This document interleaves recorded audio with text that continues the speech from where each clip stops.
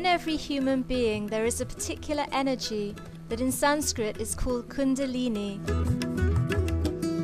Kundalini means coil. This is because this energy is wound as 3.5 coils in the sacrum bone. It resides within us as a reflection of the omnipresent energy, and when it is awakened, it enlightens the 7 chakras, which are the main energy centers of our nervous system.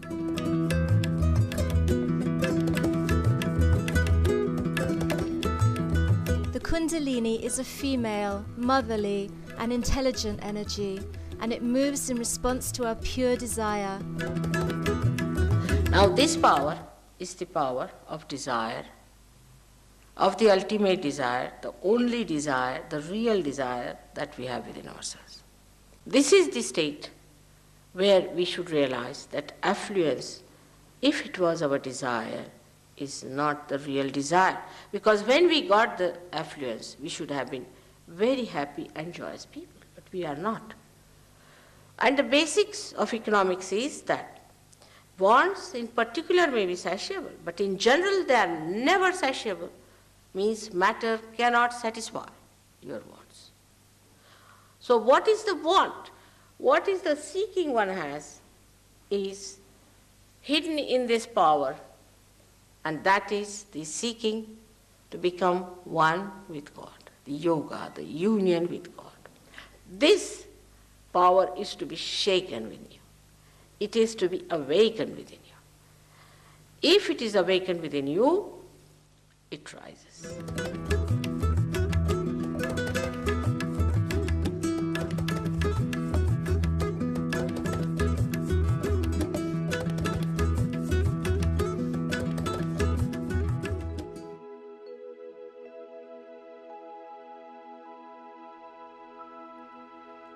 The first chakra is placed at the base of the vertebral column, and it is called Muladhara. Mula means root, while Dhara means support, so the whole meaning is support of the root. It is only the Muladhara chakra that has the role of sustaining the ascent of the Kundalini.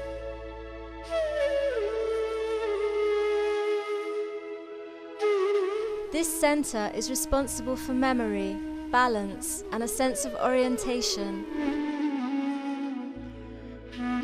The Muladhara chakra is related to the earth element that gives us steadiness, gravity, and solidarity. The main qualities of this chakra are purity, spontaneity, wisdom, and innocence. These qualities can often be seen in children and in simple people. With the Kundalini awakening, these qualities can be enlightened again, and our life can be lived with the joy and naturalness of children.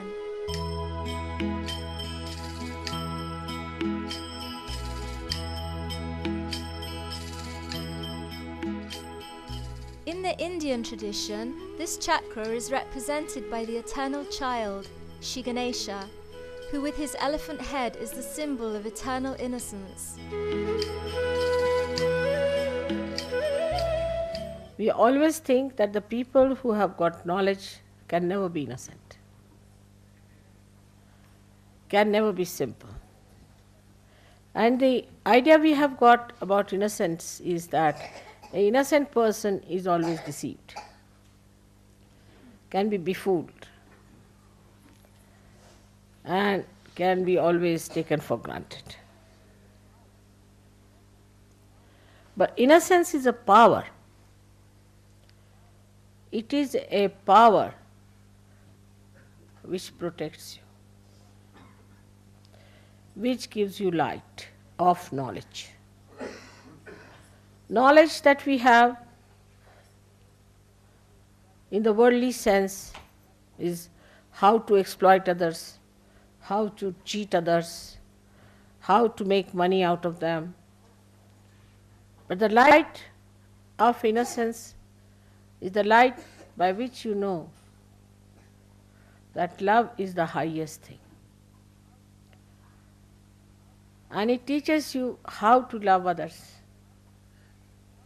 how to care for others, how to be gentle about others. When we say children are innocent, We mean to say that they have that power of innocence.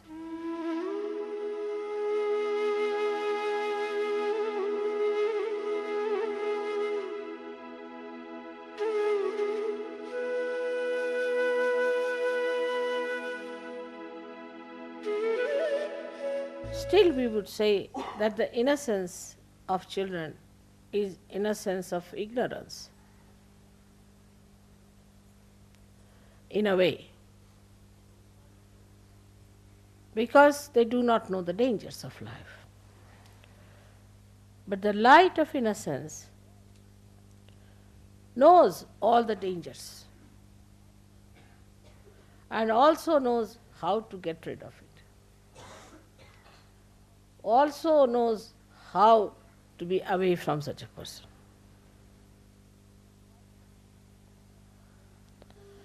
There was a wise man who was going on a staircase. There was a stupid man coming from the other side, foolish man.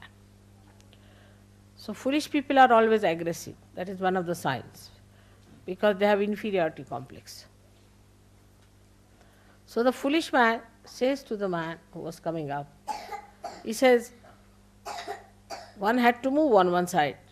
So he says, I don't move for fools, the foolish one says.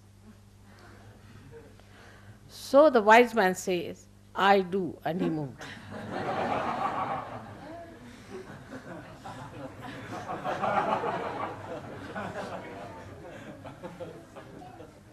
That's how the light of innocence tells you how far to go with a person, how far to talk to a person, how far to indulge in another person's personality or his problems.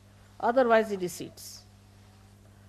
He understands that this gentleman is a stupid fool, so I move for a fool like that. He doesn't pay attention to such a person. He doesn't bother about such a person. This is the light of innocence which gives you discrimination. Auguries of innocence. To see a world in a grain of sand and a heaven in a wild flower, hold infinity in the palm of your hand and eternity in an hour. William Blake.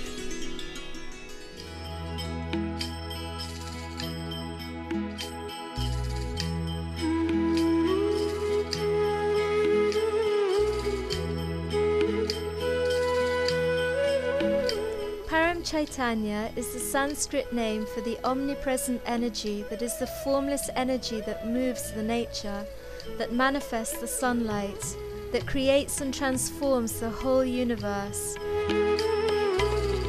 When the Kundalini is awakened within us, we are able to feel this energy as vibrations.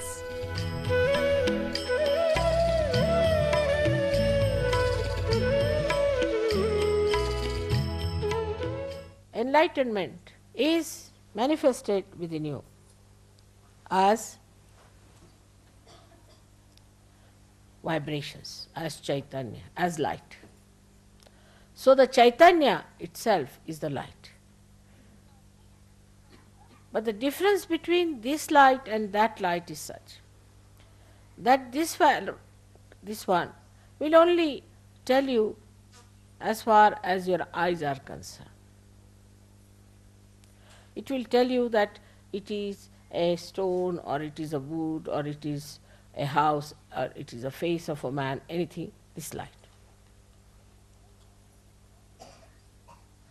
But it won't be able to tell you whether this person is good or bad, whether this house is vibrated or not, is auspicious or not. So the Chaitanya that is within us gives us knowledge about each and every matter, each and every animal, each and every human being.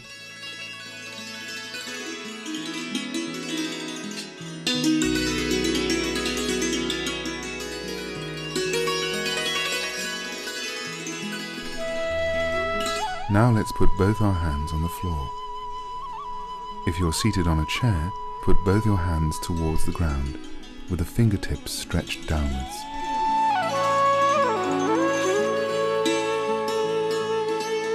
With our attention on our Muladhara chakra, we can ask the Mother Earth to absorb all the tensions and all the heat in this chakra.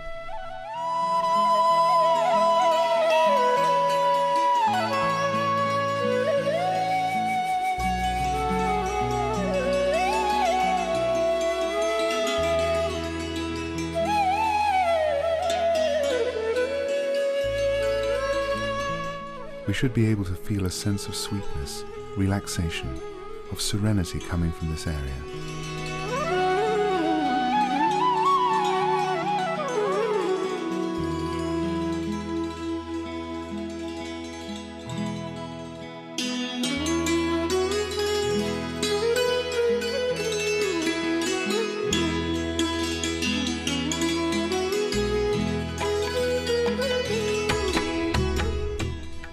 Now place the center of the palm of your right hand a little bit above your fontanelle burn area. You may feel a cool breeze, but sometimes it can also feel warm.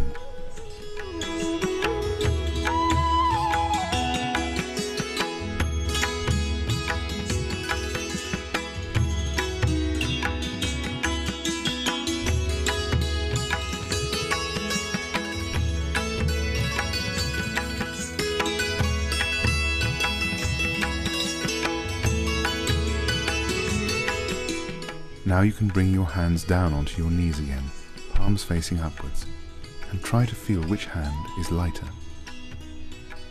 If you feel warm on your right palm, you can put your left hand towards the ground. But if you feel warm on your left hand, you can place your right hand towards the ground.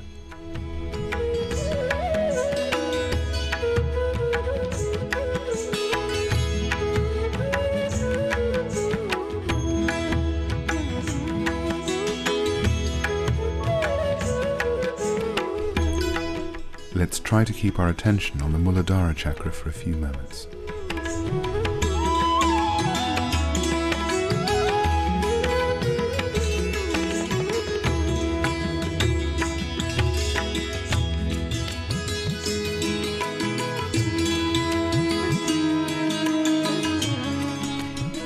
Let's finish by joining our left hand with our right hand, not only to express the balance between the channels, but also to express our gratitude towards our Kundalini energy.